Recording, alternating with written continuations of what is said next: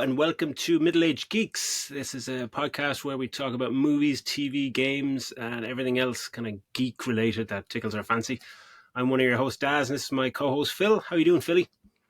Yeah, pretty good, man. Yeah, it's been a good week. Really enjoyed getting some feedback for last week's episode. That was a fun one to do.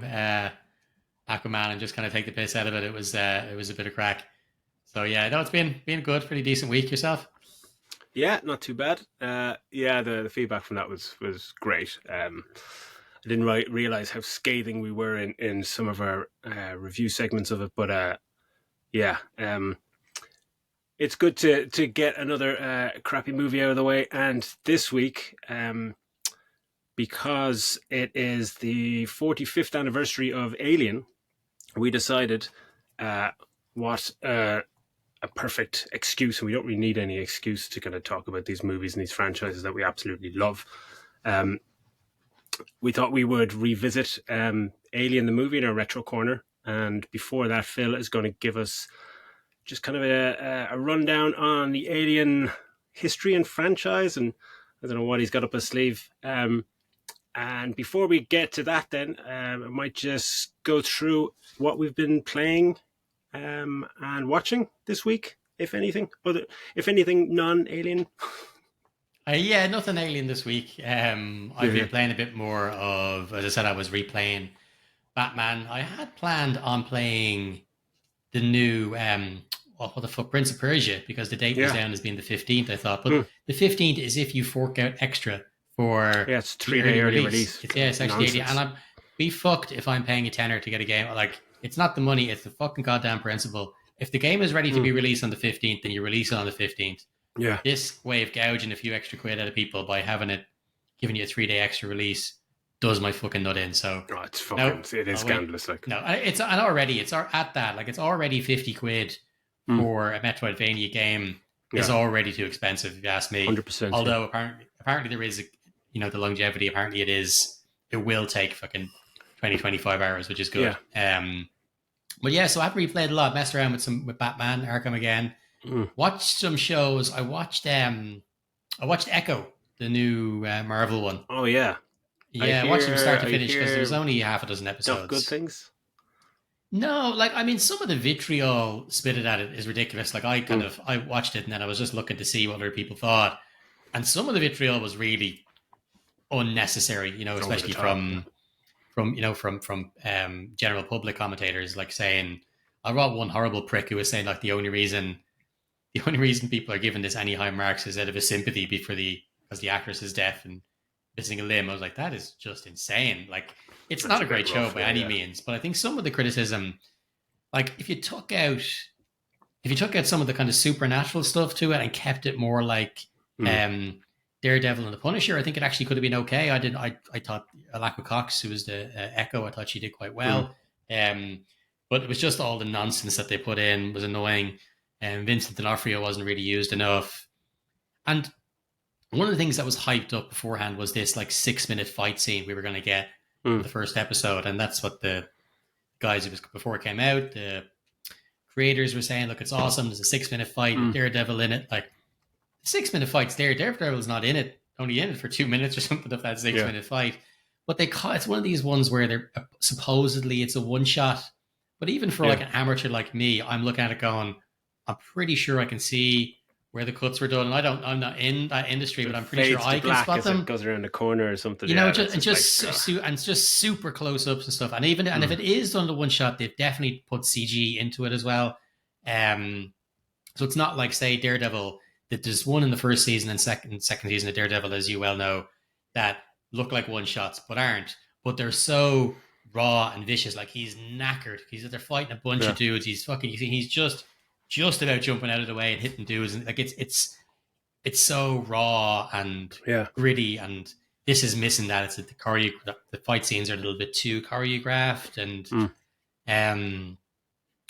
it's not terrible, but it's not great. And I think the score that it got would be even lower if not for the fact that it's R-rated. Like, there is some cool deaths in it. Wow, like people getting shot up and stuff. That's blood and violence in it when it's in it. But Yeah, it's not great. There's a Yeah Yeah Yeah song, which is the opening credit song is the Yeah Yeah Yeah song, Oh, so that's cool. You cool. get an extra star for that. Um, yeah, but the only thing it kind of made me a little worried for Daredevil Reborn, I'm because terrified that that's the that's next going to one be to come absolute out, and rubbish. Yeah.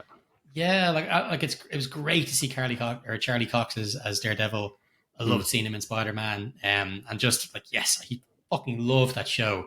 Mm. But seeing this got me a little bit worried for it. Like, What they're doing with like these just characters, like the like, yeah, yeah. isn't he in? He's in She-Hulk. I haven't seen that fucking show, like, but I He's in believe he's She in Hulk. that as Yeah, well. yeah, And yeah. just the way they're writing the character, it's kind of like it's just going down a path, and the surrounding um, shows as well. They just seem to be uh, dipping off in quality quite drastically.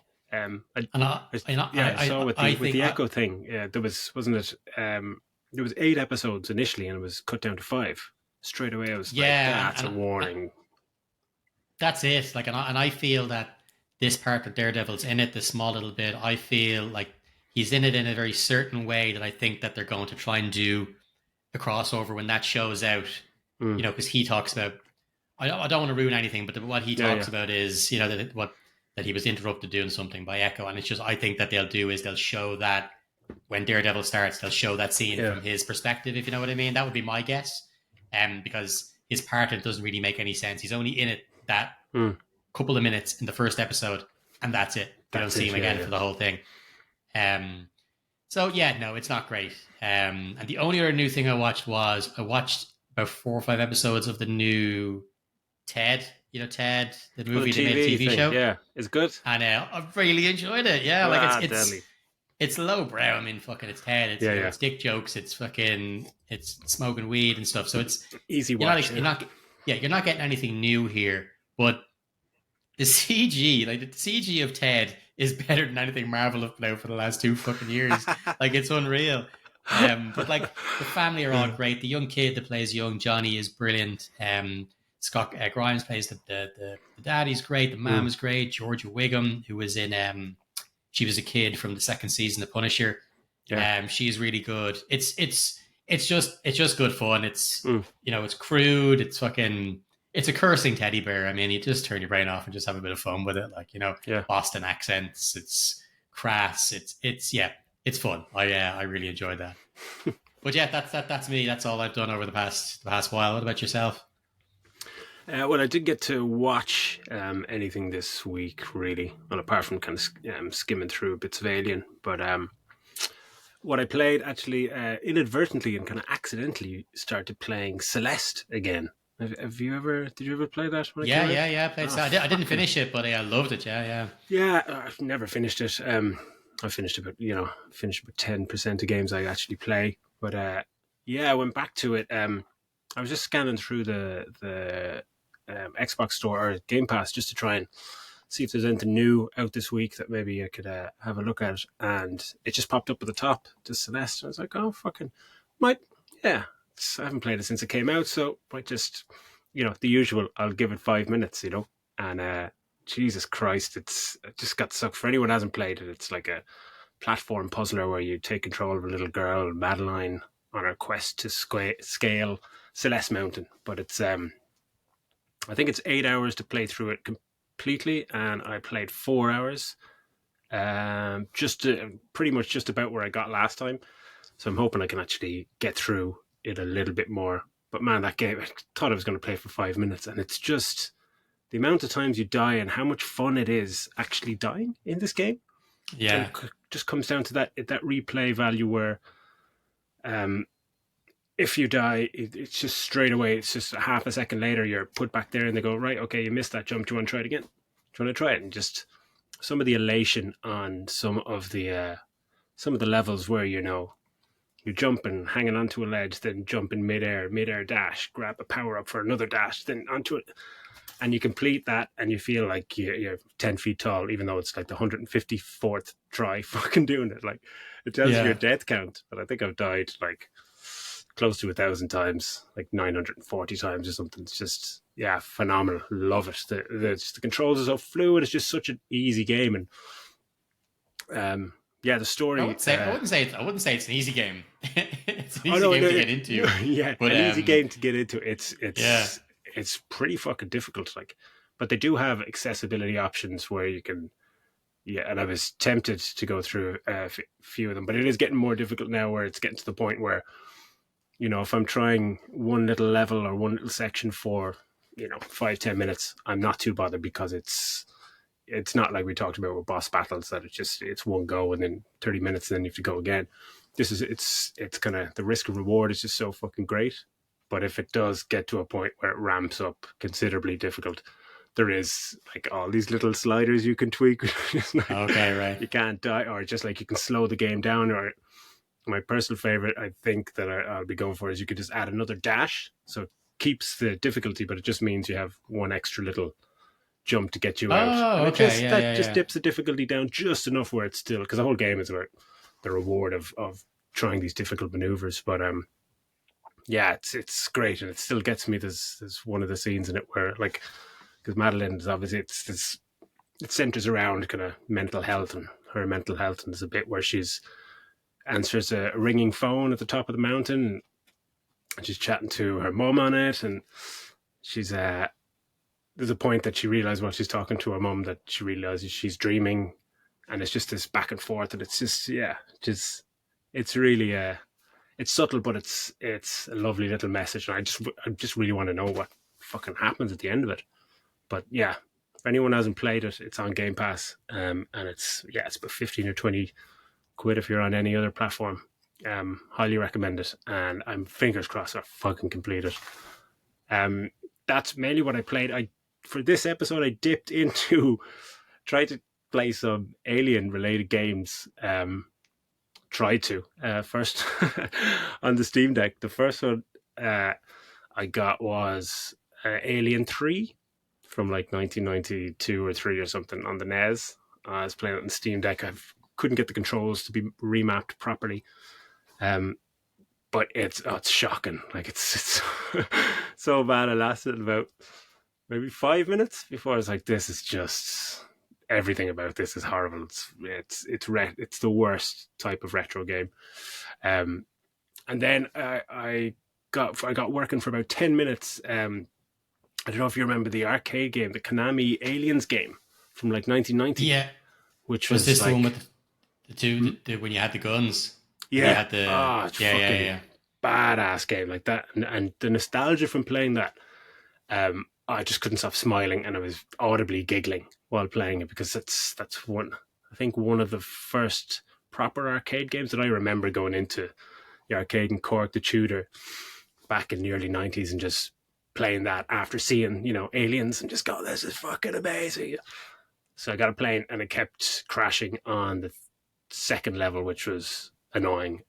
But yeah, I got about 20 minutes on that. It was brilliant. It was enough to tickle that nostalgic. Yeah, it was brilliant. But yeah, that's what I was. Yeah, I didn't get to watch anything, but played a few bits and bobs. So I guess we'll move on then into our main section, which is Phil gonna take us down a journey of alien thingies.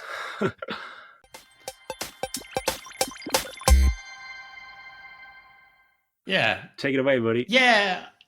Cheers, dude. Yeah, I think like there's so much to cover because, as you said, this movie came out 45 years ago. So what it spawned afterwards is too much to cover in anything. So I want to do this in a very super condensed run through of how it all started and kind of up to where we are now. But it'll be condensed, and feel free to jump in and give me your opinion as we go through it.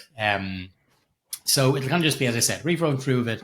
I think this movie for me is not just for me, but in general is considered one of the best sci-fi movies of all time. If not one of the best movies of all time, and what's great about this, and like there is other sci-fis that are just as incredible that weren't out too long after it or out in the 80s, but none of them spawned what this did as like a violent 18s or R-rated kind of movie. Like, sure, Star Wars spawned a whole fucking galaxy of stuff, but it was PG and it was meant for kids and adults alike.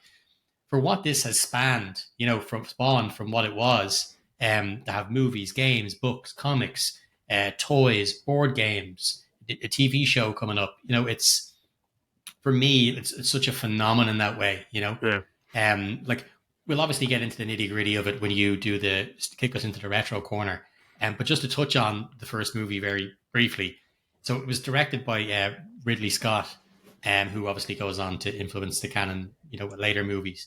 But it actually started with a short story from Dan O'Bannon and Ronald Shusett.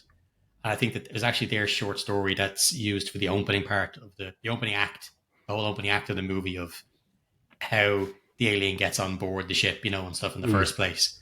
And I think what stood out, I think, compared to other aliens and monsters from the time, from the likes of, say, Star Trek, Star Wars, any other kind of thing, Lost in Space, fucking anything that was out that had aliens in it, was the design of the creature itself.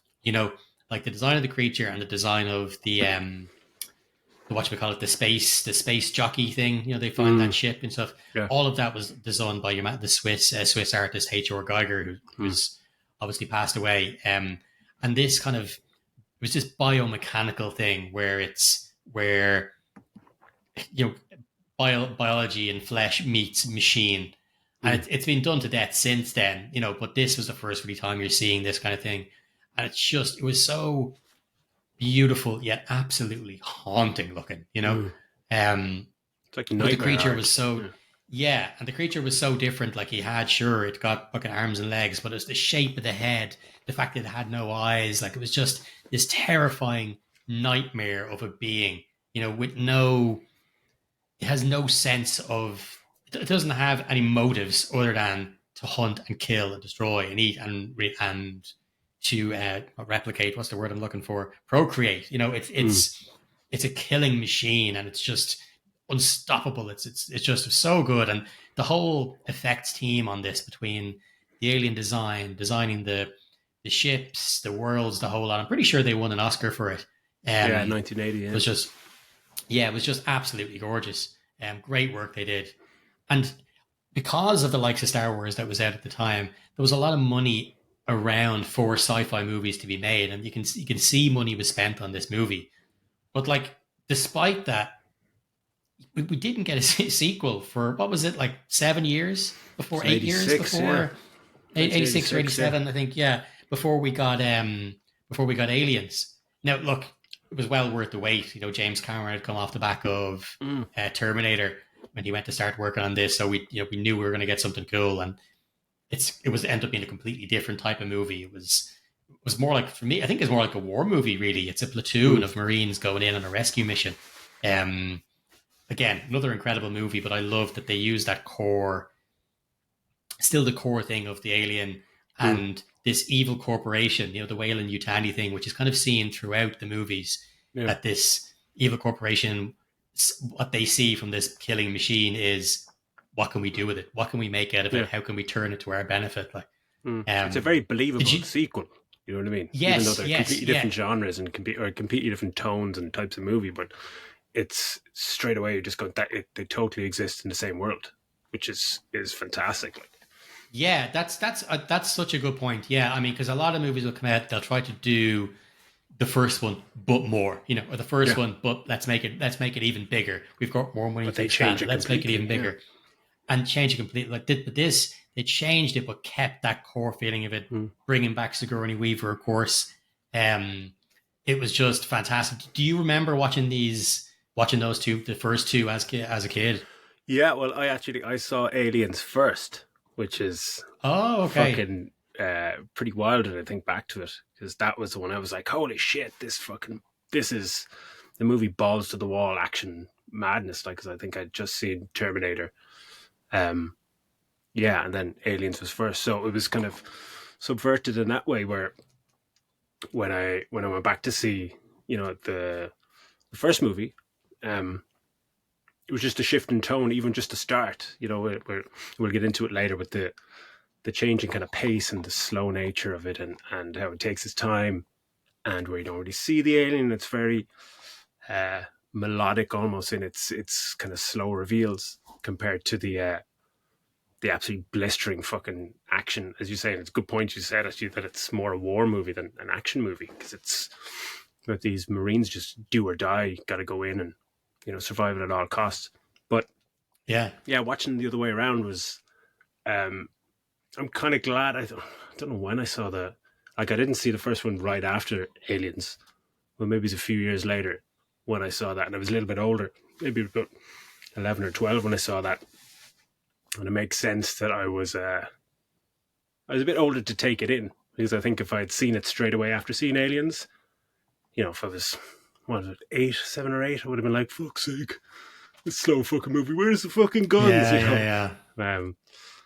But yeah, do you remember, did you see where did you see the first one? I saw them in order, but I saw them far too young. Obviously, the first one came out before I was born. So, well, I think it came out the year you were born, so it's not. Yeah. But no, I know I was definitely far too young when I saw them. Like, I'm pretty sure I saw them in my cousin Damo's house, who was a big fan of those movies, and as am I. If you look over my shoulder, you can see the Nostromo. Look. Yeah. But I remember watching, I think, in his house the first time I saw it, and I was fucking terrified. I was like, this is awesome. And yeah, I've just been a massive fan for so long. I think like because of the first two, by the time the Alien 3 was coming out then in the 90s, like although I was still very young, I was already a fan. And at that age, even then, I was expecting, oh my God, a third movie. This is going to be absolutely incredible. But like, talk about a movie with so many problems. It's famous for the amount of problems that it had. Like, I think at one point they were shooting without a script. There was something like 5 different scripts that they went through. So much studio involvement. Clusterfuck, like, David Fincher told them to go fuck themselves. Eventually. He was done dirty. He was done dirty. Like, no, he was done dirty because... Imagine the movie he wanted to make. But that's who people blame. If the movie's done shit, people look to the director straight away, and he was just completely done dirty by the studio, and the media in general. Because this was his first proper feature-length film, wasn't it? And he was coming off commercials, and he was like the next big thing. The things he was doing with night commercials in general, like as an emerging director, he was like, have you seen this fucking guy? And then you hear like, oh my God, and I'd seen some of his commercials, and he's probably my favorite director anyway. But when reading an Empire magazine, just like, holy shit, he's going to do a fucking Alien movie. He's doing the next Alien movie. And then like, you'd never really hear, you wouldn't hear any of this kind of rumors and behind the scenes stuff at all. Because obviously no social media or anything. So there was nothing reported about. It was just, he's doing the movie. Trailer came out. Trailer looked fucking cool. And then the movie comes out and you watch it and it's like, what? I still loved it when it came out, but diminishing returns every time I watch it. It gets worse and worse and worse. But I loved it just because it was going back into that world again. And, when you lie to yourself and you kind of say, oh, it's kind of cool what they did. They killed these guys and, shaved her head. And now it's just her. And you just lie to yourself that this is cool, that they're just going in a brave new direction, when retrospectively you're looking back going, how the fuck, who greenlit that script and just take everything that's good about Aliens and fucking wipe it out? I still think the story and some of the things they do in Alien 3 are really good, with the prison and some of the characters, and some of the moments are brilliant, and aliens climbing on the walls and stuff are amazing. But that was cool about the Alien, was that they kind of changed it, like, because the whole idea of, for people who haven't watched, I'm sure most of you have, but is that this creature ingests, what's the word I'm looking for? Impregnates. It gets impregnated. What's it called when it's whatever it's growing anyway inside the human host? Gestates, and explodes. But because its DNA mixes with whatever host it is, if it's a human, it comes out and it's got fucking stand up on fucking 2 legs, 2 arms. Yeah. Whereas in this one, depending on which cut you see, it comes out of, like, I think either a cow or a dog. And because of that, it's mostly running around on all fours the whole time. Like, it's one thing, and that's But it was a cool little thing. But there is some good stuff. It's a good cast, but for the most part, not a good movie. It's not what people wanted. Yeah. No, but what I did, and what I would recommend this if you're on Audible, is they have, it's a very short version, but they have an Alien 3, like an alternative Alien 3 audio drama. Oh well. And in it, Hicks and Bishop both survive. And Oh, slick. yeah, That's deadly. Michael Biehn and Lance Henriksen both reprise their roles. So they're voicing the characters. So it's pretty cool if you just want That's to pretty cool. just listen to that and pretend Alien 3 never came out. So just I'll move quickly because that next ones aren't too great, but we'll fly through them. So despite the third one not doing well in the States, it actually did okay worldwide. So it ended up getting funding for a fourth movie. And I kind of wish that Sigourney Weaver didn't agree to it because she wasn't even agreeing to the third one until they offered her a good whack of cash. I don't know why after turning down the third one, eventually doing it and it not being very good, when the offer came in for a fourth one, with the ridiculous story that they have, why she went ahead with it. Like it's not a good movie. That they've gone for gritty and it just kind of looks dirty instead. Yeah. It's enough to, like they must have driven a dump truck of money up to her gaff or something together to do it. There's some good cast in it. I mean, obviously she's in it. I love Brad Dourif. I love fucking Ron Perlman. These are good actors, and it's great to see them in it, even though they do start a lot of shit. It's great to see them in it with Winona Ryder. But the storyline is terrible, and that fucking alien, the half human, half alien thing it's gross. Every time if I was eating, choices, yeah, if I was eating, every time you're watching that, it's fucking horrible. At one stage, it comes up to sniff, and you see its little fucking weird nose thing wobbling and stuff. It's like, what the fuck? Like, it's just, yeah, it's a bad movie. If you're going to watch any of these movies, just fucking skip that one. So we didn't actually get an actual.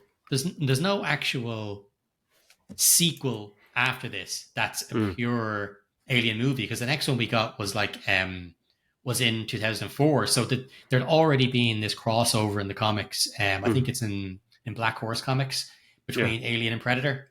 There's a crossover in Predator 2, actually. Do you know Predator 2 when Danny Glover's on the ship? The thing is there, yeah. And you can see aliens near the back, yeah. Actually, do you know what they're called, the Predator? No. They're called Yaucha. Yaucha? Yaucha. That's what they're called, cool. Yeah. How do you say that in Predator speak? I don't know, some fucking clicky weird ass fucking thing. God, man, we should do a Predator episode. Predator is so fucking cool. Yeah. 100%.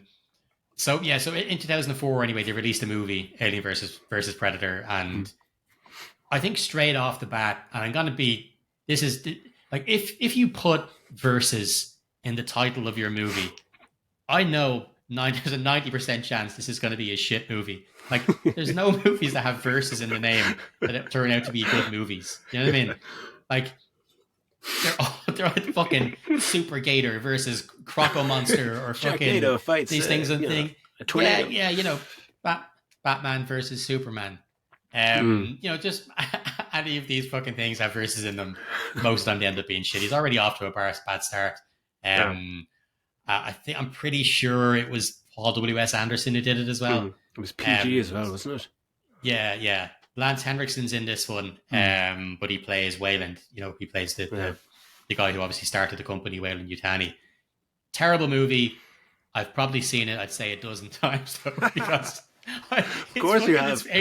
Of course, it's aliens fighting predators. Like, as shit as it is, it's aliens fighting predators. I mean, I'm gonna watch it. Like, I remember when the reviews came out for that, and it's like 2 stars or 1.5 stars. And just you're kind of going, yeah, but I kind of have to see it, and I'm going to spend 15 quid to go to a cinema to watch this absolute trash because you fucking have to. Yeah, of course, it's aliens fighting predators. But then the sequel to that came out a few years later. Probably the quickest turnaround of sequels in this because it was only 3 years.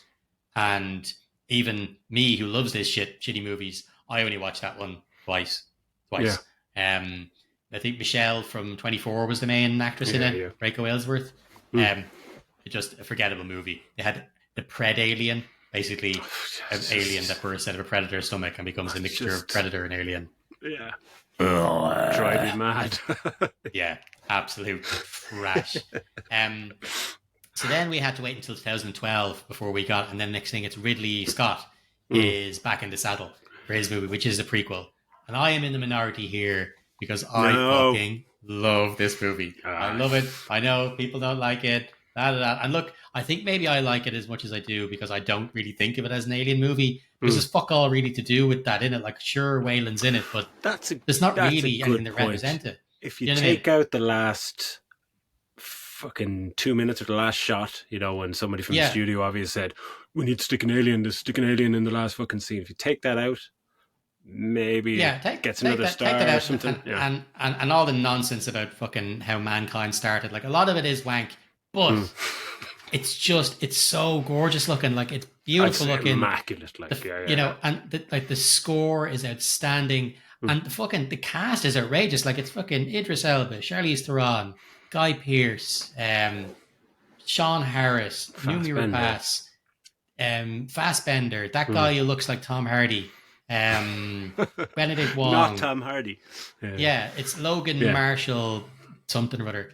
Like, the cast is fucking fantastic. It's just, I love that movie, but again, it's probably because I take it out of that zone. There's so many moments in that movie that are fucking brilliant, you know, when the landing on the planet, as you said, the visuals and the score and the epic nature of it, and some of the dialogue, some of the scenes. Michael Fassbender, you can watch him all day long. He's fucking brilliant. Yeah, he's but terrifying. Then it's just kind of like, fuck off, Ridley, you're losing the run of yourself. Well, how much do you think he gets input into these? Because I mean, he's not writing all of the stuff for these. Like, how much of his input is that whole he's responsible for people's movies and TV shows not going ahead. You know what I mean? He's got a lot of clout with this franchise, and rightly so. It must be written in somewhere that he has power, fucking some kind of special power. I don't like the direction he took. I think for me, less is more. I don't need to know massive amount of origins around this. Give me origins of a different species of some kind, but I don't really need to know any of this kind of stuff. Too much of the aliens in some of the later movies anyway. But so that whole thing about the less is more is a perfect example of why, like, in the first movie when you see that space jockey and stuff, that it's just, we get to it later, where it's just there and you're just going, what the fuck is that? And that's it. It's just referenced, and for fucking 30 years, people wondering, like, what the fuck was that? It was all just theories and shit. Yeah, exactly. You don't need to know, man. So the sequel we got then was Alien Covenant. So again, another visually striking. Again, it was. I love Danny McBride in a serious role. Thought he was great, and it's probably the best thing in the movie. He's really good. Like, the homoerotic stuff with Fassbender and his, you know, the other guy, thing like him and the other Fassbender. Like, it's creepy. The scenes with him are creepy, but it's so well done. Like, it's out of all those movies that have two people playing the one character, this was amazing. Like, when they're doing playing the flute thing, it's that so well done. Fassbender is terrifying in both of these movies. He's just so good. Like, he's just so good. Yeah. So that's kind of the last Alien movie that we've got, that's been released anyway. Like, we never got the Blomkamp one that was promised, that we mentioned in our Gran Turismo episode. We never got to see that now. Yeah, I would like to see that too. I think Ridley Scott shot that down, I think, because and Sigourney Weaver was on board. Sigourney Weaver was on board as well she said it was one of the best things she'd written, or one of the best things she'd read regarding her character in the universe. So damn shame. I think at one point, I think even James Cameron was going to pick up what Blomkamp had written and stuff to continue it. Now, we'll probably never see that movie. But we are getting this year Fede Alvarez's Alien Romulus. So I like his movie. I'm not sure if you've watched his movies. He did his own version of Evil Dead. And a movie called Don't Breathe. So, and I love both of them. I thought they were great. I love his style. So I'm hopeful for that. Like, it's set in between the first and second movies. So cautiously optimistic. And then there's also a TV show on the way from Noah Hawley, who did Fargo and Legion. Oh yeah. So, like, you know, the future could be bright for aliens. They need to write the ship, both have these guys both have good. If they don't, they'll just tell Ridley Scott to fuck off. You know, if he doesn't have any control over what they put into it, then then hopefully it could be decent. But I'm pretty sure I read that Ridley Scott's happy with what Fede Alvarez is putting out. I'm not sure if that's worrying or not. Like, Yeah. so look, I've gone through the movies. What I'll do is I'll just go through the other media that it's kind of come out in, and then we'll pass over then to you for the retro corner. So Deadly. I've already covered what we said about comics, but apart from the books, there's also a ton of books. So there's a bunch of novels, obviously, that are not canon, but then there's a bunch that actually are canonical, novels too. So there's novelizations of the movies themselves, and then there's a bunch of, I think maybe three books that are actually canon as well. I'd highly recommend one of them, which is called Sea of Sorrows or River of Pain. It's one of them, and it's set just before, it's in the lead up to Aliens. So it's what happens to all the colonists. All the colonists, they get there, and the colonists obviously are all, gone or dead or, being used to birth more aliens. It's all how that happens to them. And Anna, actually, if you listen to the audio drama, Anna Friel does a really good job in that. I have read all of the canonical novels, all of the non-canonical novels. I've gone through them all. Yeah. Absolutely. I can't get it. I love this whole thing. I've read I've even read a trilogy of Alien versus Predator books. Fucking hell, man. Yeah. That's impressive. Love it. Yeah. Are they good or are they? Yeah, like the canon ones are really, really good. A little bit too convenient, because in one of them it's canon. They actually have, like, Ripley is in one of them, despite the fact it's after the first one but before the second one. So you're like, isn't she supposed to be asleep? So they explain how she it's for a long time. It was a bit. They didn't really need to do it, but the book itself is actually decent. But then, okay, so I'll just note for the games. You've already mentioned some of them. I think that there was an Alien 3. I know you mentioned on the NES. I'm pretty sure there was one on the Mega Drive, an Alien 3, like a run and gun style. Oh, wow. Alien 3. That was actually pretty decent, as far as I can remember. Like a Contra style deal, cool. Which I'm pretty sure, look it up anyway. I'm pretty sure there was one. I think that, I remember. That might be the one I was looking for.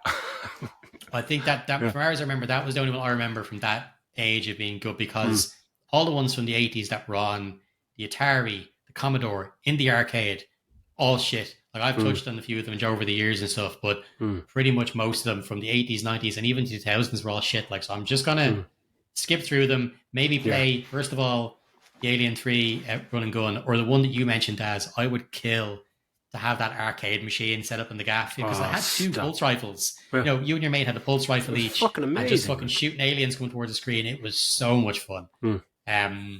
But yeah, so look, we'll skip ahead straight into it, because when we get into the when we get into the mid 2000s, we started hearing about new games coming out, and we have the Xbox 360 at that point, which was so powerful compared to other consoles that had been out in the past. I was like, yes, we're going to see some fucking cool shit now on these. And the first one was Alien versus Predator, and it turned out to be absolute garbage. And then the next one ended up being fucking Colonial Marines, which was unplayable. It's just shocking. Unplayable. Yeah. Absolutely terrible. And just games looking forward to going, this is going to be amazing. Absolutely shite. And so I think for me, the best game, and if we had to pick one from out of all these games and the decades of games, is Alien Isolation. Touched on it in the horror episode. Yeah. It's an incredible game. When it got announced, I got the review, and I was obviously excited, but then we got the review from IGN, and it was like, whatever. It was a 6 point something. I think 6.2 or 5.7 or something. Really low. Like. Absolutely. Yeah, I was so unhappy. I cannot believe this. I've waited so long.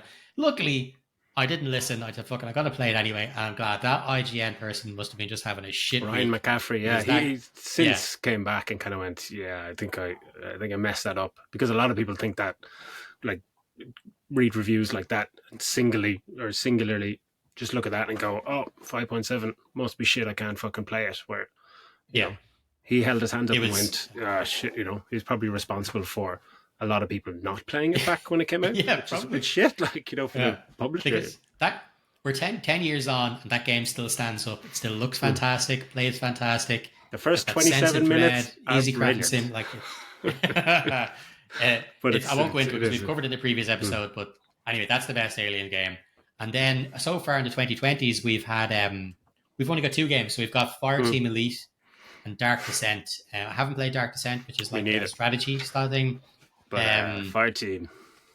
Fireteam Elite was a lot of fun, man, wasn't it? It was Mm. just that it kept fucking crashing. Like me It's and you just, played that co-op, oh, and it was I cool. loved Like it. waves of fucking Fucking love it. aliens, and we're shouting at each other down the headset, like, "Yeah, fucking you cover You're over this behind side, me, you go on fucking this hell. side," There's and it a was big guy. There's a like, big guy. Fucking run. yeah, it's repetitive. It's waves of enemies. It's repetitive as fuck, but it's the sound effects of your pulse rifle. It's the screams of the Sound aliens. design is brilliant, and it's Sound design's replayable. great. Like because Yeah, but it would crash a few times. When you get to like some of the levels, what you'd be playing for like 20 minutes, 25 minutes, and get to the last section, and it would just crash and throw you out, and or you'd still be playing, and I'd be like fucking stuck in a wall, or it crashes, and then you have to load the thing up again, and it's not kind of checkpointed, so you're going in to go, all right, we'll just do the level again, and we did a few of those levels numerous times, and you're just yeah, hoping for it not to crash again, but doing it again and again and again and again was still fucking super cracked. Like it was fucking brilliant.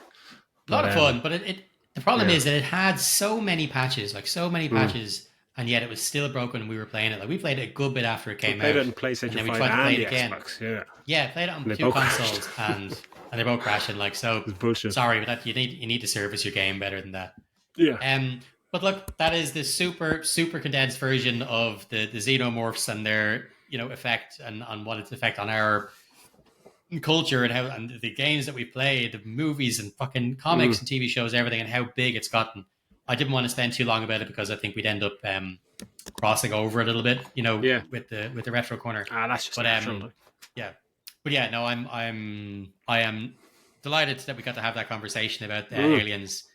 So I'm really excited now to hand over to you to take us through the retro corner.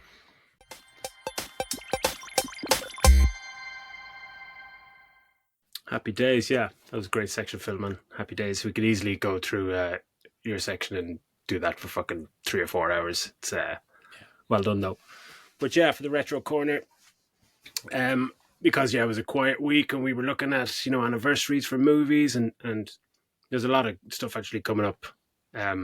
Because 1999 happens to be 25 years, so a lot of fucking good movies coming up. But we look further back, and Phil mentioned that Alien is 45-year anniversary this year. So, I mean, where do you fucking start with this movie? I mean, already you were touching on it that like it's a movie where it's probably one of the reasons we do podcasts like this, because it's one of those movies that so etched in our mind and etched in culture, geek culture, sci-fi culture, horror culture, and generally one of the best movies probably ever created. It's in my top fucking 10 anyway, big time.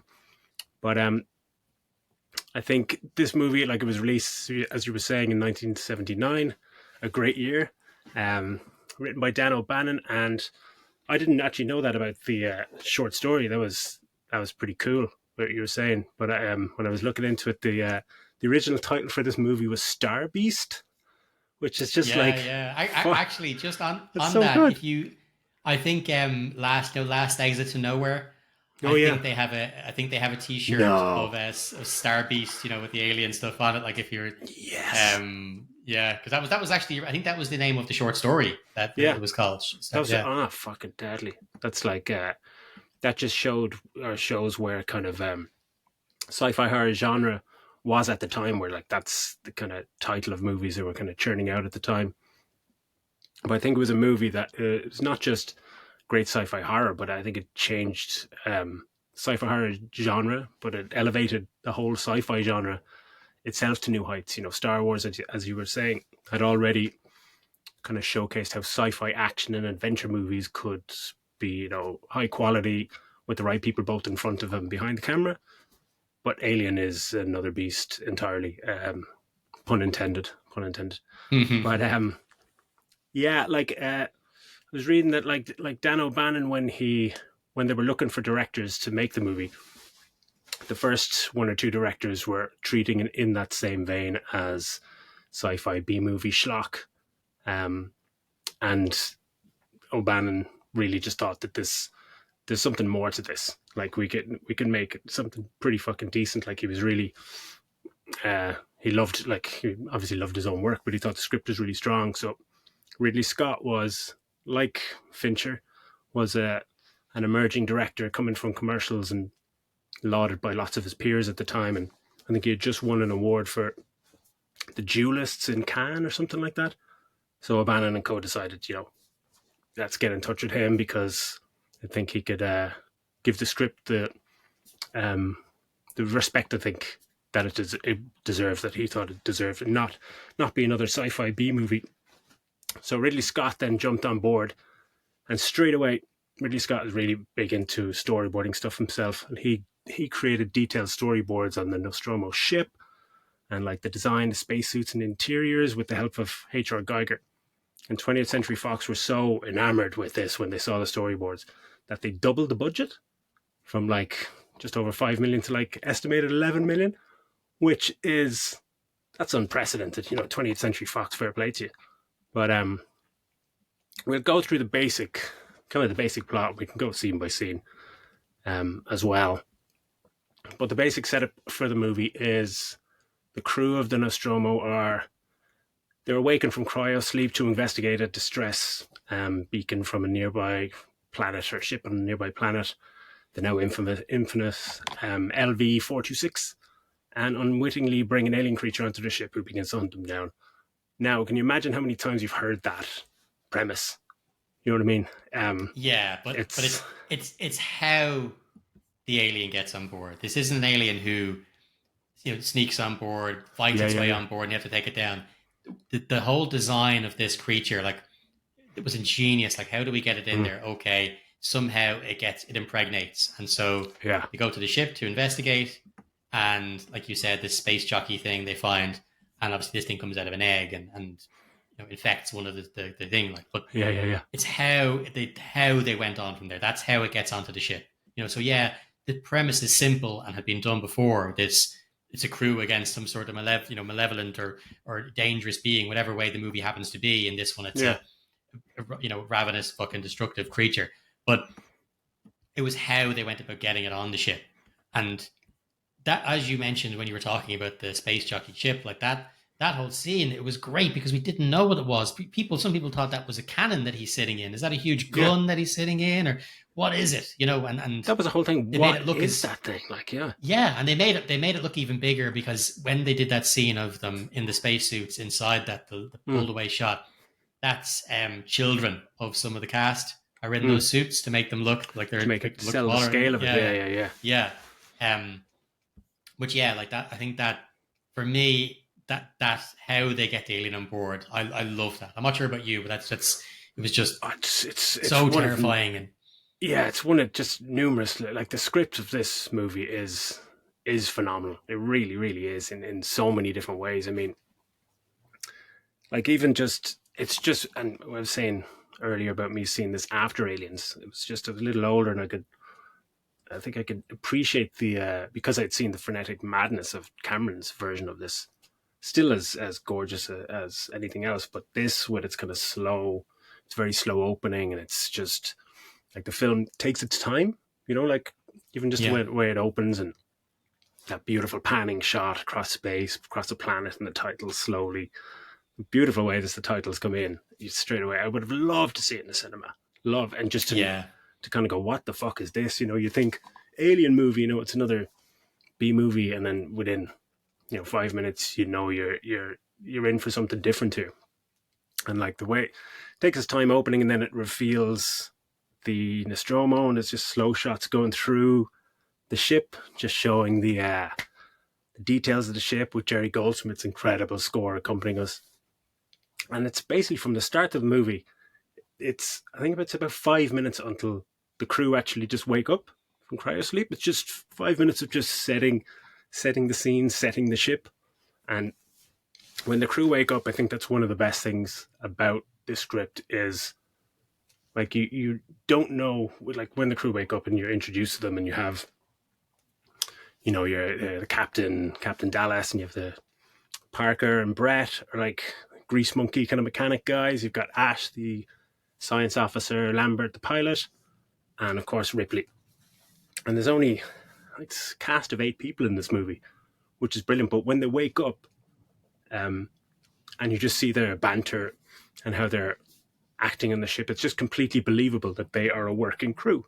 And it's like you see this as well with James Cameron's Abyss and Aliens that similarly do this kind of thing where it's just such a believable bunch of people where it just makes perfect sense that they're doing what they're doing.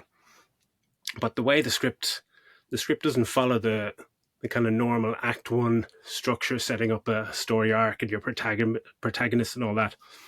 It just starts and you're introduced to the crew, so you don't really know who the protagonist is. You don't know who am I going to be following. Who's like straight away you're just going, they're all pretty much expendable, because it's not until about when Ripley takes kind of center stage, maybe about an hour into the movie, it's until that moment you realize, we're with her and we're going to follow her. But before that, it's just they just work seamlessly together, and I just love the ensemble. It's just phenomenal. I think that's so difficult to do, and it's also very brave, and again shows the confidence of the people behind this. Where I just love that. I love how slow and methodical all those sections are. But then when the crew land on the planet, and when they discover like some of this cinematography and the merging of like matte paintings and miniatures and the incredible fucking set design, like I think Ridley Scott was fighting for that shot of the space jockey, that set, because people just couldn't justify it. They're just like, it's just in this shot. Like, we don't come back here for a fight scene or anything like that. It's just, they're just building this model for that scene. And it's just the cinematography in this is fantastic. The score is fantastic. It's that slow pace. And I think like the crew, as you were saying, the crew commenting as the viewer, when when they're inspecting that space jockey thing, you can see it's almost like, is there something on his face? What is that? Something's burst out of his chest, and they're just, commenting that this decaying humanoid is seemingly growing out of the chair, and all these discoveries are fucking wild, And I just, as we touched on, I just wish that hadn't been explored in later movies. It's just I would have rather that was left up to, like, as you said, but I loved it, like you, that opening part right up until he gets infected and they go back to the ship. Because once they're back on the ship, there's not really too many tricks and stuff that need to be used, because you're acting on sets. Whereas that whole opening part of the shots, the exterior of the ship, they're using every trick available at the time to make that look incredible. You look back on some of that now and it still looks phenomenal, 45 years later. Like everything apart from, say, there is those lights that are hanging up near the Nostromo when it's landing, and they just look, they look like they're probably now even going, you shouldn't have put those on. But like you're looking at so much of this stuff, and it's they're using every little trick between mixing, as you said, the matte paintings and stuff, using the child actors. Everything is just done so cleverly to make it as believable as possible. And you can see that's where like so much of the money went. And the thing is that you go from this super alien space thing that you're out of. But once he gets infected, you find those eggs, and again, it's so cool, that layer of mist that's over the egg, and it comes out and jumps on his face and stuff. Terrifying. After that, back in the ship, the whole rest of the movie is claustrophobia. With this creature on board. It's tension through the roof. At the start, it's a lot of figuring out, what are they going to find out there? Is it going? We know the movie's called Alien. Is this going to be some giant monster thing? What is it that they're going to find? For it to get back to the ship after he gets infected, and it just becomes this, we're trapped in here with this thing. Yeah. Oh my god, yeah. But like that's like when the alien, attacks him, and we're introduced as a face hugger, and apparently the face hugger was supposed to be green, which is, it's not one of these wild things where like, I think the art design and Ridley, I think they saw the face hugger, and Dan O'Bannon was on set as well, and they saw the face hugger before it was painted, and it was just in that tan kind of just mold color. I just went, hold on a second, let's stick with that. You're just going, it's these little moments, everything comes together in this movie so fucking great. But when they get back on the ship, and it's just, you first see that tension with Ash and Ripley, and you can tell straight away that like Sigourney Weaver delivers fucking incredible performance here, but it's so understated all the way through the movie until she starts to starts to take charge a little bit. But she's like in one movie she became probably one of the most celebrated characters, and she's always listed as like, oh, one of the best female action stars, and it's not just one of the best action stars or action Yeah. characters. End of. You know what I mean? She's just fucking fantastic. But her back and forth with Ash when obviously you find out later on, but when she's so believable because she's following protocol to the letter in every scene all the time. She's just like saying clearly what they should fucking do, and if you listen to me, none of this shit's gonna fucking happen.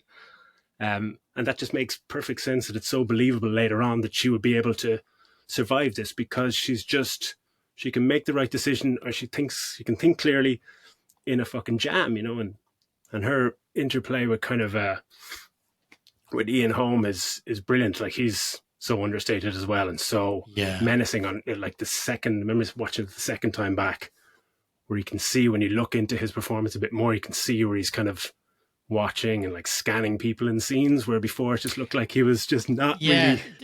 Actually, did you see? This is just an aside, right? But there's one spot where I think it's when he's going to let them in. She's saying no, quarantine, you're not allowed back on the ship. He's got something on his face, and he's going to let them in. And while he's waiting to do it, he starts jogging on the spot, right? And so, of course, people were like, well, why would he be doing that? He's a robot. No one can see him. Why was he doing that?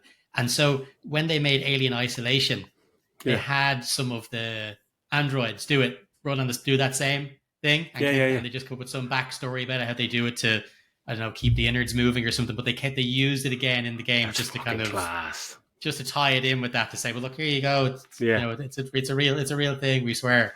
Anyway, just an aside on it. That's fucking class.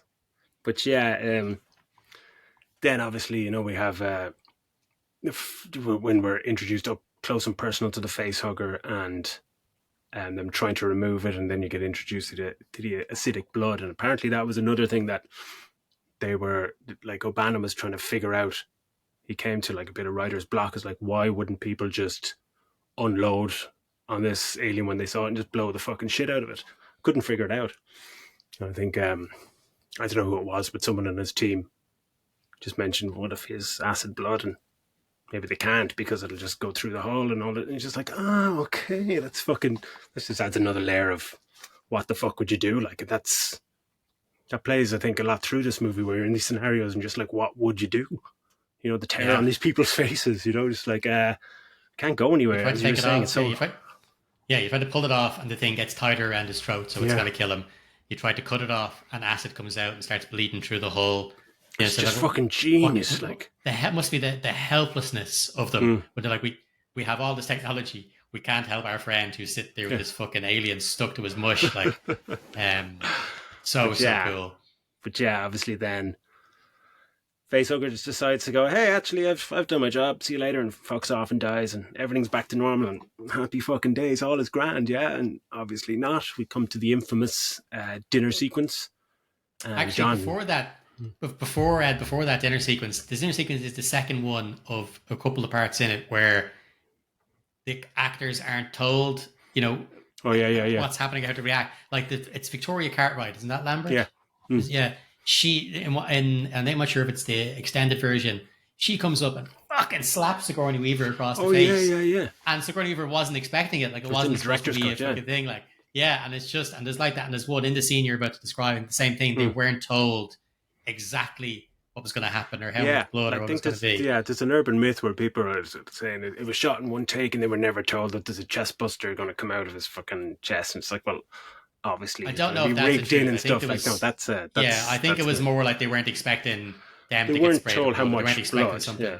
Apparently, it was there's rumors it was like real guts, and you know the smell was horrendous once it exploded and stuff. And you can see those few frames, their reaction when the blood splatters through their face. It's just, it's pretty fucking horrific. But watching that back in the day, like, fuck me sideways. It was on a par with kind of like some Freddy Krueger kind of kills, you know, when you're just terrified going to sleep at night because of the way something can fucking violently just the thought of it back then, it was just like, oh, that's what he was doing. He's fucking impregnating this fucking alien in the dude. It's just like, oh man, I would love to have seen that in the cinema, just to see it the third or fourth time and just like take a peek around behind you and to see Right, everyone. yeah. Oh, what the fuck? But yeah, that was. Do you remember seeing that scene for the first time, or? Yeah, yeah, fucking scared the shit out of me. Like, just looking like, what the fuck is wrong with him? Because he plays it so well. Like, they're all sitting around having their meal, obviously, and then they're all laughing and joking and da da da. And they're about to go back into their cryo beds, and then John Hurt just starts feeling sick. He starts going So good, coughing yeah. and feeling, but then it just starts getting more and it gets more and more increasingly animated. And they first of all like, hey, it feels not that bad. What's going on? And then they all start to panic, like, oh Jesus, what's going wrong with him? But his trashing around on the table, man, that scared the shit out of me. It's like, fucking hell, what's wrong with him? What the fuck is going on? And at this point, we still don't know that he's been impregnated. We know this thing was on his face. Now, okay, it might make sense now to go, of course, that's what he was doing. But this hadn't been done before. So first time anybody's watching this movie, they know this thing was on his face, but they don't know, is he going to turn into an alien? Is he going to become a monster? We don't know the impregnation thing is actually happening. Is this how they die? Is this how the alien kills people? We didn't know. Now, obviously, it's completely obvious now, and it's been stolen and used in other movies and stuff. But like seeing that was fucking scary as fuck, and even now it's so well acted. Him thrashing around on the table. That's another thing that I love. That's one of the reasons I will always love 70s and 80s movies, sci-fi and horrors. There's so much practical effects. You want to spray someone with blood they're getting and exploding out of a t-shirt. It's not being done with fucking CG. Yeah. We're getting fucking practical effects, and I'm just a aiming sucker. At the crew, aiming at the cast. Yeah, I'm a sucker for practical effects. I absolutely love them. Like, so there's general panic after that, obviously, but just going to skip forward to possibly my favorite scene in the movie, and that is the first kill of the alien. I suppose we should say, if anybody hasn't watched it, like what happens is when the alien, it comes out of his stomach, is only a tiny little thing, and disappears, and it's a tiny little baby alien. Yeah, and they don't know. Again, they don't know it's going to get any bigger, so they're off. What they're hunting for when the first death happens is they're off hunting for something that's no bigger than the size of a cat. Tiny little fucking thing, and they're rooting around, looking in corners and looking in fucking behind cabinets for this tiny little fucking thing, so they can catch it. They have nets, like little things to just catch it. So when we fucking see the alien, then oof. Go on, anyway, go on. Sorry. Yeah, it's just astonishing, and it's a perfect example of this movie's editing and pacing. Like, so much goes into the design and score and Ridley Scott's direction and the cast, but from an editing and pacing point of view, it's astonishing. Like, Brett character is off looking around, as you say, for this alien, and I'm not sure what the area he's in. Is it a cargo hold or something? But there was stuff before. I think the producers were weary of this set because they were saying, why is there hanging chains and why is there water dripping in this fucking part of the ship? And he's just like, doesn't matter, wait to see the fucking scene. And it makes perfect sense because Brett is off looking around the ship, and from the moment he enters let's call it the cargo hold, from the moment he enters until his timely demise, it's a full 4.5 minutes of him just looking around and it's setting the scene, and you're just like any other movie or current day movies, this would be over in about 20 seconds, he'd be dead. But there's great long shots of Brett looking up, looking around, and catching some falling water in his face, and just like, when is this going to happen? Like, and they just drag it out, lovely dragging it out, and there's no music and there's nothing to try and enhance the viewer's mood or emotions. It's just played with the sound design of the room, and the suspense is fucking unbelievable. And when we finally see the alien, it isn't with like a cheap jump scare or harsh, abrupt musical like bang. It's with a shot of Brett in the foreground as the alien just drops down, slithers down in silence behind them, slightly out of focus, and it's just a wonderful masterclass in pacing and just taking your fucking time to let things play out. Like, it reminded me like Blade Runner 2049 is a recent movie, the only one I could really think of where scenes play out longer than you think they should, because the director's gone, I just fuck it, like audiences be damned. But this scene, it's just phenomenal. It's just phenomenal, and obviously he turns around and we get a glimpse of the alien. Or there's the moment before he turns around, you see, because the alien drops down behind him out of shot, but we see that shot where the camera follows the head as it moves up and just starts to turn, and you're just like, holy fucking shit. Yeah, what the... Because I think before he Here finds we go.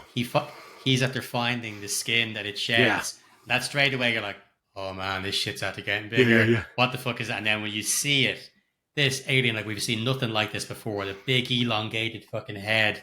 And then you see the maw on this thing of just razor sharp teeth and the other mouth inside it. Like, it is terrifying looking creature. And it's so well done. Like, it obviously, it takes him, it grabs him and he gets fucking ripped up into the rafters or whatever of the cargo hold, and just the shot of the cat, because they're out trying to catch Jones, the cat, you know, and it's just the cat just fucking, and it's just, like you said, there's no there's no fucking bit. It's just this thing. He's just coming in and just taking up. This monster doesn't fucking stalk him. It doesn't fucking play with him. It's just there to kill him. You know, we don't have any motives for this fucking monster. It's just this terrifying thing that comes and gets him, and he screams and he's gone. And depending on what cut you watch, on some of them, Yaphet Kotto and I think it's Victoria Cartwright come in, they see him getting ripped up and there's blood, and getting pulled up with the thing, there's blood. If you watch a normal version, it's just a case that they're just talking about it, how they come in and they see this thing taken. You don't actually see it. Because you don't get. Yeah, I know. Yeah, actually, the director's cut, there's one of phenomenal fucking shot, which I don't know why. Well, I know why he didn't release it, because you want the reveal to when he drops behind him. But there's the shot where, like, while Brett is just walking around having a look for this creature, which he thinks is a small creature, and there's the rain dripping, and it's just the sound of chains kind of banging off each other, dangling. And we get the shot where it's just like, it's a wide shot of the chains and it looks like they're dangling, but if you look closely, it's the alien is just fucking hanging there, just kind of swaying there for a little bit. It's about a 2-second shot, just like, you know, I just fucking rewind it, like, holy, what?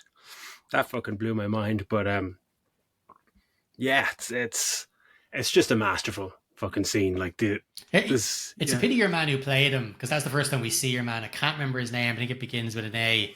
But the guy who played him who was in the alien suit the whole time, never got to see what success. I think he died. He died quite young. I think your man who played him, that he never got to see what a phenomenon Balaji Badejo.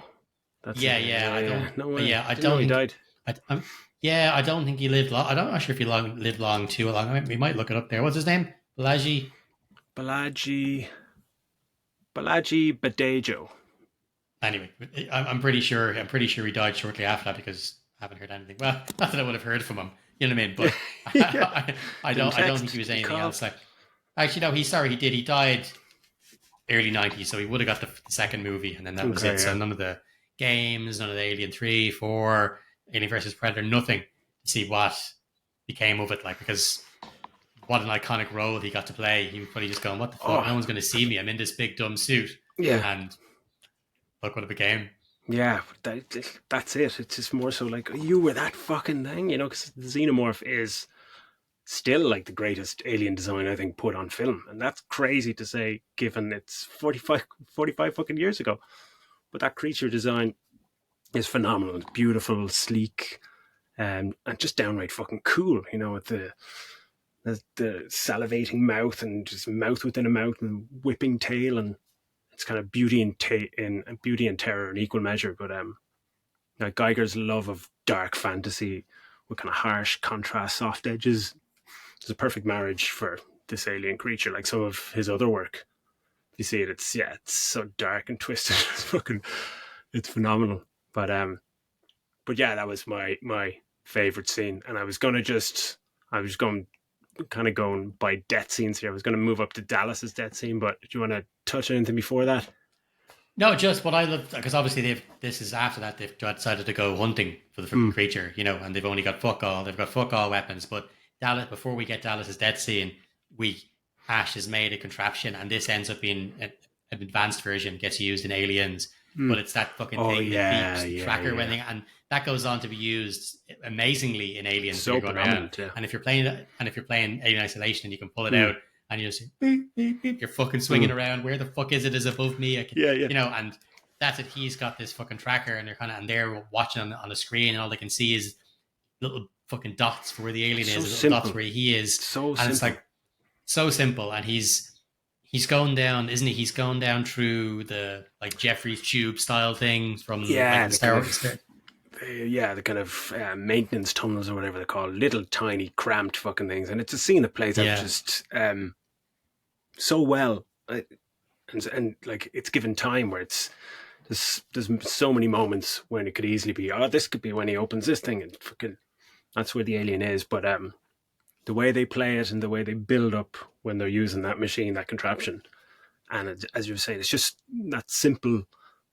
Here's the dot where Dallas is, and that's where the alien is. And when it starts to turn and go towards him, just like, oh fuck, And it is quite a funny moment. This reveal where I don't know what the alien is trying to do. He's trying to hug him or something.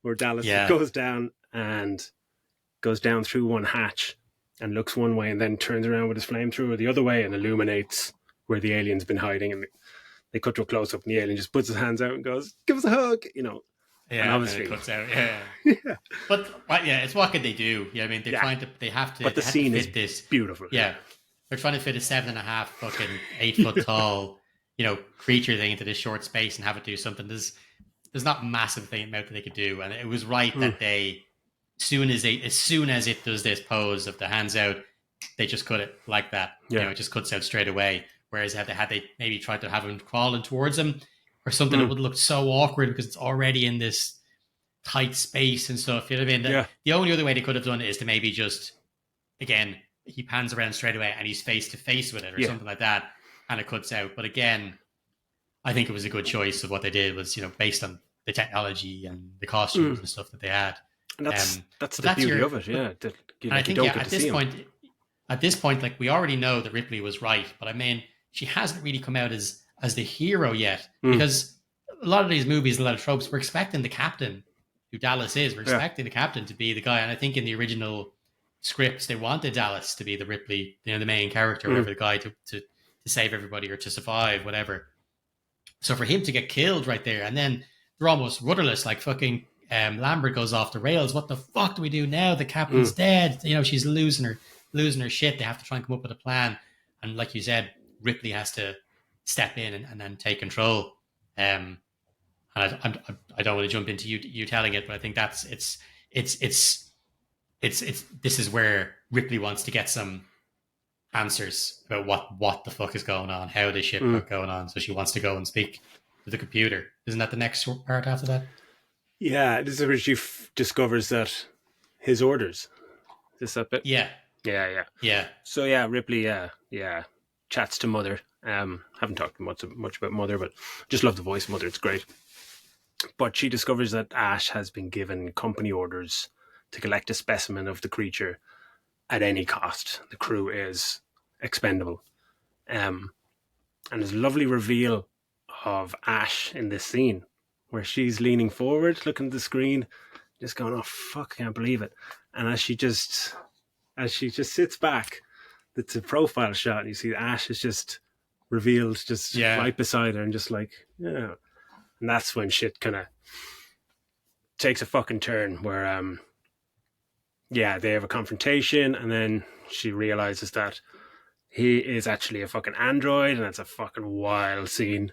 Um, Parker and Lambert hear the struggle, and they come in, and yeah, there's a melee, and Parker, it's just another one of these moments where you're just like, he's an android and stuff, but when he fucking hits him with the fucking fire extinguisher, and his head just like Terminator 2 fucking kind of shit just comes clean off, and it's just fucking mind blowing, that whole sequence. And this is kind of the start of the movie where the movie starts to the pacing is obviously starting to ramp up, and it's even, you can see with the shots, pacing and then the shots and cinematography, things just start to quicken slightly. The camera is not so fluid anymore, starts to get a bit shaky.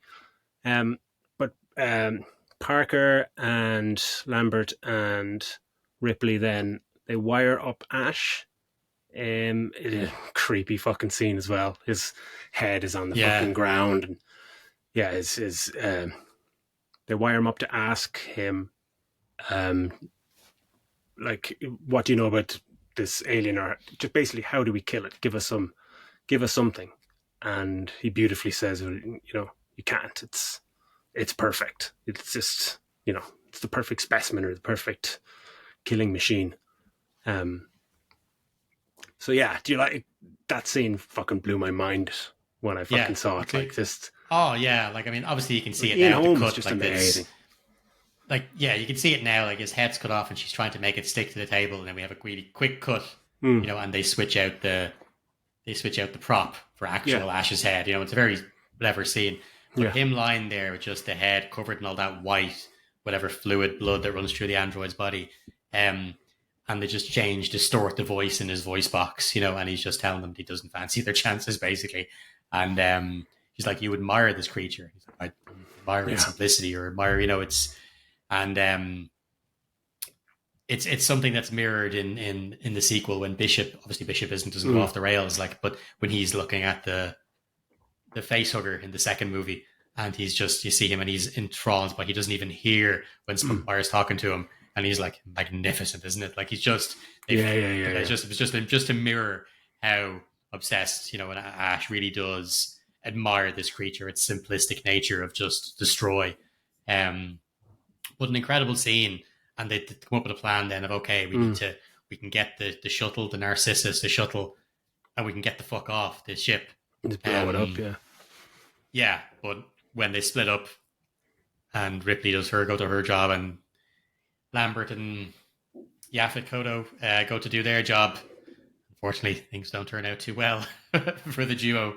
Yeah, they meet a timely demise, also, and yeah, another just really well played scene where you actually see Lambert, a shot behind Lambert, and the light from the door is illuminating her, and you just see the shadow of the alien coming in front of the door, and it's just played so well. And yeah, it's just terrifying.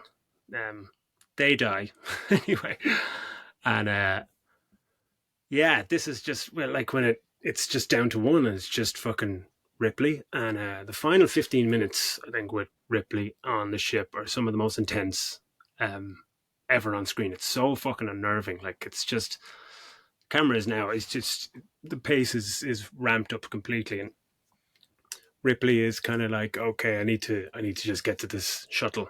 And at one moment, but before that, though, because they decide, because they want to blow the ship up with the creature on it.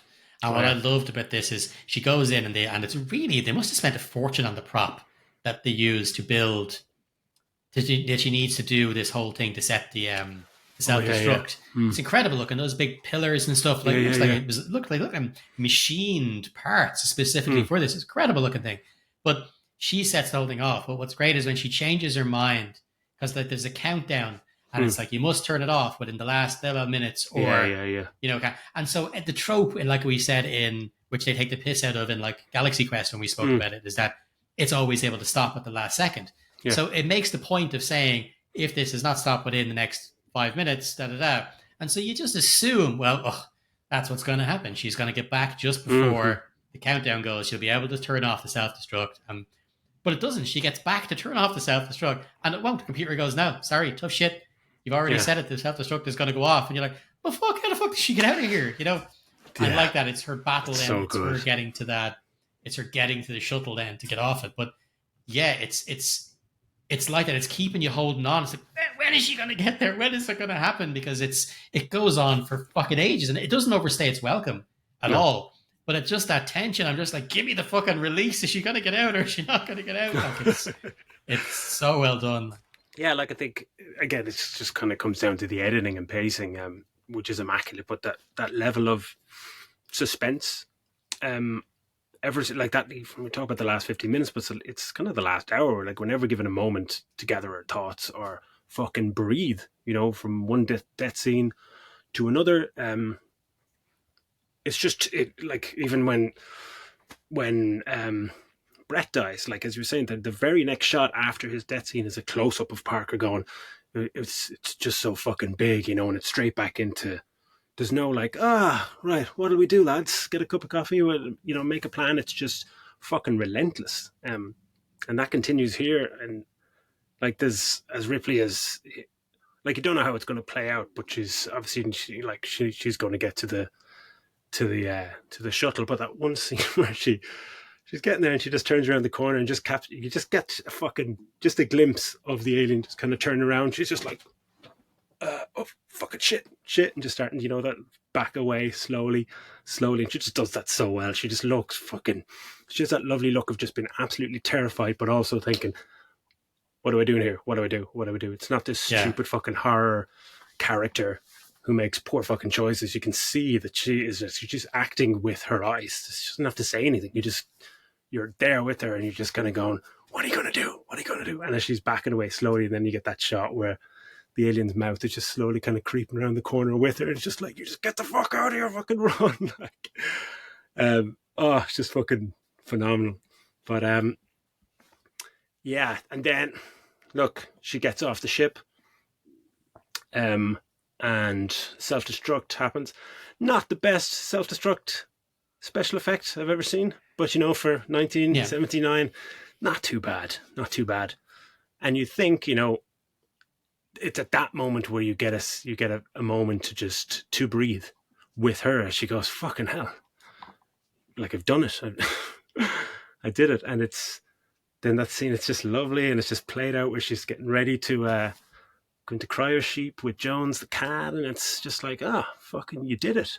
It's still very kind of sad and emotional of all the people have died, and then she's pressing a few buttons. She goes over to a console to press a few other things, and possibly, I think, is it the only jump scare? Maybe there's one with the face hugger, but like it's just like jump scares in horror movies anyway scare the shit out of me, even when there's 20 of them and they're coming. But with this, I'm pretty sure I dropped a drink and popcorn, fucking everything, or whatever I was drinking in my sitting room. Just it went, because she's there at the console, and then a hand just comes down from the fucking wall, and then you realize that the alien has contorted itself in the fucking wall, and you see it's just apparently like they to specifically design that ship in the wall to get that dude in there. And every time he tried to get out, he was ripped. I think he ripped 3 suits trying to get out there. The tail was ripped off and stuff. Because it's just, again, played so fucking well, and it's just the tension then of Ripley just backing in and trying to put on her fucking spacesuit ever so quickly to try and hit the fucking blow this motherfucker out of the airlock, and it's a terrifying sequence of just get this fucker off the ship, and he's blowing out the airlock, and then what he's caught on by, or she has a she fits into or something. Yeah, she fits into the spacesuit's there, and she fits into the spacesuit. She's kind of humming this little tune to herself, and she's lucky star, and she gets down, she gets into the spacesuit and puts it on. And they had to pay a shitload of money for that song, actually. They did. So she buckles herself into the chair, and then as it's coming towards her, she hits the door button, and the door flies open, and the alien gets sucked out, but he catches on last second. He's holding on to the door. And then she pulls out this like little fucking harpoon gun, shoots the fucker, hits him. He goes flying out, and then the door slams shut, and he's caught outside, and he kind of gets pulled into where the engine is, and she just fucking hits the button for the turbo booster thing and blows him off out into space. And finally, okay, he's definitely gone this time. Like, he's out of space now. It's, you finally get your reprieve, right? And it's nice and it's great. She's dead. She's going on and she has her sign off. So she's doing her final log then, and she's putting the log in. She's saying, it's Ripley, the last survivor of the Nostromo. All the crew are dead. I'm hoping to get picked up by one of the shipping lanes. I'm going into hypersleep. And it's a perfect ending. You know, we get a kind of soft ending. The credits come up. It's no big dun, dun, dun, dun music. It's lovely fade out music and stuff.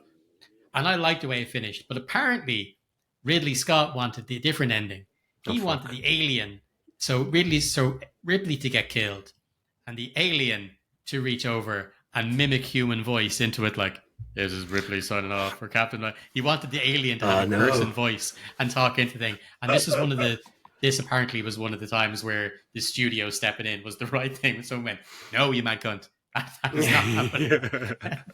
Because that would have just changed the course of what we've just talked about, our whole episode of what we've been talking about today.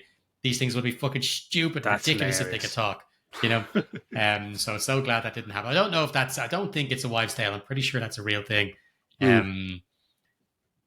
it's an incredible movie. It'll always be one of my favorites. I kind of wish we could just stay on for another hour and do the second movie now as well. But it's just it's just so good. The time. Yeah. It's like it's just nice to actually talk about a good movie after the last few weeks, because, you know, this it's revolutionary for the time, from concept to execution in like across the board, I think, and it changed the landscape of sci-fi movies and that genre completely. That you could, it's not only one of the greatest sci-fi movies or sci-fi horrors of all time. It's one that I think it stands with John Carpenter's The Thing as one of the greatest movies around that era. You know, and I guess making movies is tough and making great movies is tougher, but this is one where everything just seemed to come together. You know, the directing, the acting, the score, cinematography, the art direction, creature design, fucking sound design, like special effects, everything. And in a different era, I'd say, I would have picked up many more Oscars. And to craft something that magnificent in a genre, I think, where there was such little credibility at the time, and for 20th Century Fox to pump in that extra money, that really probably gave it that extra bit of polish that it can stand the test of time visually today. And that tagline as well, you know, in space no one can hear you scream, like fucking genius, you know what I mean? Yeah, it's got to be one of the best taglines ever. You know, can you think of that better than that? Like, just, it's fucking class. Like, such a genius line, so simple. Yeah. But yeah, you could go there's on. Not much more we can say about it. Like, it just so, you know, there's just you could just go on harping on about this movie for ages. I suppose that's one of the last things to do is people who haven't seen it, would you recommend this movie? I'd give it a solid 75 out of 5. Yeah. Yeah, I agree. That's conservative. Yeah. For someone like, I'm not that into horror, but this is the type of horror movie, sci-fi or not, you know, that I love, where it's suspenseful. It's not playing in any cheap visual or audio tropes or musical cues or something like that, where it's just, it has the balls to play the movie at a pace that they want to. It's a genre film that knew its own worth, I think, and took itself seriously, and was played with a dramatic edge not seen in the genre, and it just made by incredibly talented people and confident filmmakers. And it's just fucking fantastic. And if you haven't seen this fucking movie, shame on you. Yeah, if you haven't seen it, fucking go and see it. I mean, I'm sure you have. Anybody who's listened to this has most likely seen it. But if you haven't seen it, please go and watch it. It's an absolute classic that everybody should watch. Yeah. And if you have seen it, when was the last time you saw it? Because if it's not in the last 5 years, it deserves another watch. It should be watched every 5 years. So on that note, that concludes this episode of Middle Age Geeks. It's always nice to do these kind of specifically tailored episodes, and we'll hope to do a few over the next few weeks, as reviews around or movie releases around this time are always there's not that much out, and if there is, it's probably shitty movies like the last few we've seen. So it's really nice to have reviewed a fantastic movie this week, or re-reviewed. So yeah, just to say to everyone, thanks a million for all the feedback and support on social media, and keep those emails coming in on what maybe another movie you want us to review. Have you any thoughts, Phil? Any closing comments? No, just echo what you've said, Daz. Yeah, just if there's anything you'd like to hear us cover, any comments you have, please shoot them in. Do the usual. Please like, subscribe, and share, and all that stuff for us. That'd be fantastic. But no, just looking forward to cranking out more of these. Me and you discussed recently about some great movies that have anniversaries this year. Oh yeah, so it'll be fun to revisit some of those. Yeah, and we hope that people will get involved along the way as well. Absolutely. Okay, so from myself, Daz, and from Phil, thanks a million for listening, and catch you next week. See ya.